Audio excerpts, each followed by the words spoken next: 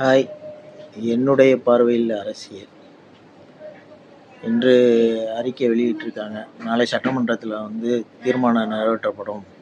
தமிழ் தாய் வாழ்த்துக்க முதலிடம் என்று ஒரு அறிவிப்பு வெளியிட்டிருக்காங்க. இந்த அறிவிப்பை பொறுத்த வரைக்கும் நாளைக்கு தீர்மானம் நிறைவேற்றுவாங்க, சந்தோஷத்துக்குரியது.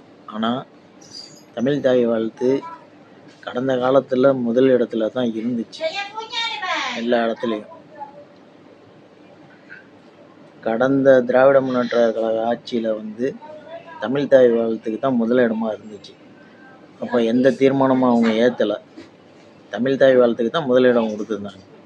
அப்போ வந்தே மாதரத்தை முதலிடத்தில் பாட வேண்டும் என்று சொன்னதுக்கு ஆளுநரை வெளிநடப்பு செஞ்சார தவிர திராவிட முன்னேற்ற கழகம் தமிழ் தாய் வாழ்த்துக்கு தான் முன்னுரிமை கொடுத்துச்சு. ஆனால் தற்போது தான் தாவேக அரசு ஆட்சி அமைத்த பிறகு தான் இந்த மாதிரி குளறுபடிகள்லாம் நடந்துச்சு. வந்தே மாதரம் முதல்லையும் தேசிய கீதம் முதல்லையும் தமிழ் தாய் வாழ்த்து பிறகும் இப்படி மாறி மாறி ஒரு குளறுபடி ஏற்பட்டது தாவேக ஆட்சியில் தான். ஆகையால் இப்போ அவங்க அதை சுட்டி காட்டும் போது அதை திருத்திக்கிட்டு தமிழ் தாய் வாழ்த்து தான் முதலிடம் என்ற தீர்மானத்தை சட்டசபையில் நாளைக்கு தீர்மானம் ஒருமித்த கருத்தை ஏற்றதாக சொல்லியிருக்காங்க. இது ஒரு செய்தி. இன்னொரு செய்தி, அண்ணா திராவிட முன்னேற்ற கழகத்தில் வேலுமணி மீண்டும் பொறுப்படி தூக்கியிருக்கார். காரணம், அண்ணா திராவிட முன்னேற்ற கழகத்தில் தன்னிச்சையாக எடப்பாடி அவர்கள் செயல்படுகிறார். கட்சி உறுப்பினர்களாக இருந்தாலும் சரி, செயலாளர், பொருளாளர், இப்படி உயர் பதவியில் உள்ளவர்களாக இருந்தாலும் சரி, அவருடைய தனிப்பட்ட விருப்பப்படியே ஒரு ஆட்களை நியமிக்கிறதும் ஆட்களை கட்சியிலிருந்து வெளியேற்றுவதும் தன்னிச்சையாக செயல்படுகிறார். இதனால தான் அண்ணா திராவிட முன்னேற்ற கழகம் கடந்த சட்டமன்ற தேர்தலில் பின்னோக்கி போயிருக்கு. இதற்கு காரணம் எடப்பாடி அவர்கள் தான். ஆகையால் தேர்தலுக்கு பிறகு நீக்கப்பட்ட 400 உறுப்பினர்களை மீண்டும் கட்சியில் இணைக்க வேண்டும் என்று வேலுமணி ஒரு அறிக்கையை வெளியிட்டிருக்கார். அதற்கு எதிர்த்தரப்பினர், இல்லை இது உங்களுடைய சுயநலத்திற்காக இந்த மாதிரி செய்கிறீங்க என்று குரல் கொடுக்குறாங்க எடப்பாடியின் தரப்பினர். அதுபோக விடுதலை சிறுத்தை கட்சியில் உள் பூசலும் நடந்து கொண்டே தான் இருக்கிறது. ஒரு சைடு நேற்று மீடியாவில் பார்த்த செய்தி, அண்ணன் திருமாவளவன் அவர்கள் அந்த கட்சியில் உள்ள முக்கிய பிரமுகர்களை திராவிட முன்னேற்ற கட்சிகள் அவர்களை இழுத்து தன் கட்சியின் பக்கம் கொண்டு வர முயற்சிக்கிறாங்க என்று சொல்கிறார்கள்.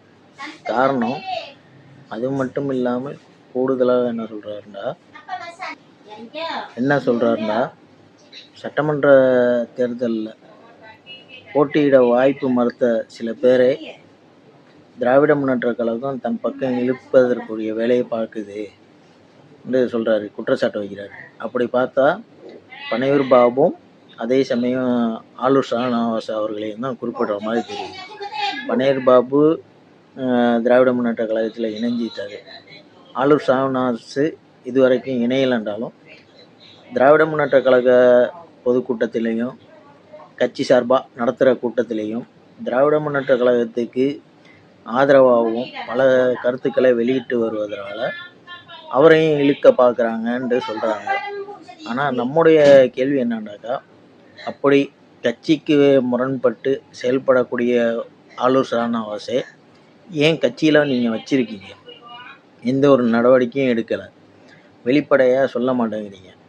அவர் திராவிட முன்னேற்ற கழகத்திற்கு போகிறாரோ அல்லது அவர் ஆதரவு தெரிவித்தால் அந்த ஆதரவு தவறு என்றால் சுட்டிக்காட்ட வேண்டியது தலைவருடைய பொறுப்பு. நீங்கள் தாவேகாவுடன் கூட்டணியில் இருக்கீங்க, நீங்கள் தோழமை கட்சி என்று சொல்கிறீங்க, எல்லா விஷயத்துலையும் தாவேகாவோட இணக்கமாக இருக்கீங்க.